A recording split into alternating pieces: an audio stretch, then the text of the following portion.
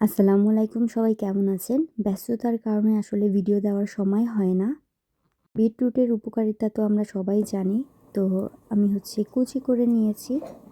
আর কিছু কুচির অংশ এইভাবে আমি পানির মধ্যে দিয়ে কিছুটা শরবতের মতো বানিয়ে নিব আর কি খাওয়ার জন্য।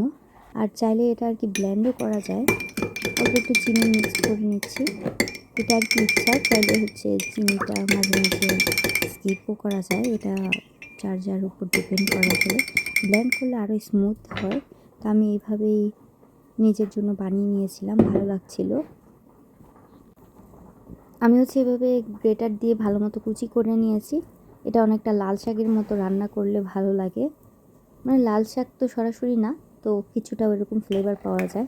তেলটা গরম হয়ে যাওয়ার পরে আমি এখানে পছন্দ মতো আমার একটু পেঁয়াজ কুচি আর মরিচ দিয়ে দিয়েছি। এটা হালকা একটু ফ্রাই হওয়ার পরে নর্মালি যেভাবে আর কি ভাজি করে বা শাক ভাজিও করে, এখানে রসুনও দেওয়া যায়। তো রসুনটা আমার হাতের কাছে ছিল না, যার কারণে আমি দিতে পারিনি। তো যাই হোক, এখন এটাকে আমি হালকা করে ভাজি করার পরে একটু লবণ পরিমাণ মতো দিয়ে দিয়েছি। হালকা যখন এটা ব্রাউন কালার হয়ে যাবে, তখন বিটরুটের যে কুচি করা আছে সেগুলো আমি দিয়ে দিব। এখন আস্তে আস্তে করে এগুলো দিয়ে দেওয়ার পরে এটাকে আমি ভালো মতো মিক্স করে নিয়েছি। রান্না এটা তো আমরা সবাই জানি, এটা খুব সহজ, এটা যে কেউ পারবে। তো এই সাথে এটা হয়ে গেছে। আর অন্যদিকে আমি আরেকটা রান্না করছিলাম। তো এটা অনেকটা প্রায় এরকম করেই হয়ে যাবে। হালকা হালকা করে নাড়া দিয়ে দিতে হবে, নিচে যাতে পুড়ে না যায়, খেয়াল রাখতে হবে আর কি। কিছুক্ষণ পরে অনেকটা কালারও চেঞ্জ হয়ে আসবে।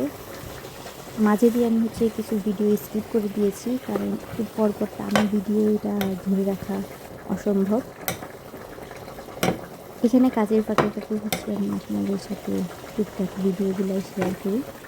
তো অনেকটা কালার চলে এসেছে আর এটা সিদ্ধও হয়ে গেছে। এখন এটাকে আর একটু শুকানোর জন্য ওয়েট করছিলাম। এটা একটু পরপর আর কি নাড়তে হবে, নাড়তে নাড়তে অনেকটা হয়ে আসবে। এটা কি ভালো মতো খেয়াল রাখতে হবে যাতে নিচে পুড়ে না যায়, তাহলে স্বাদটা ভালো থাকে।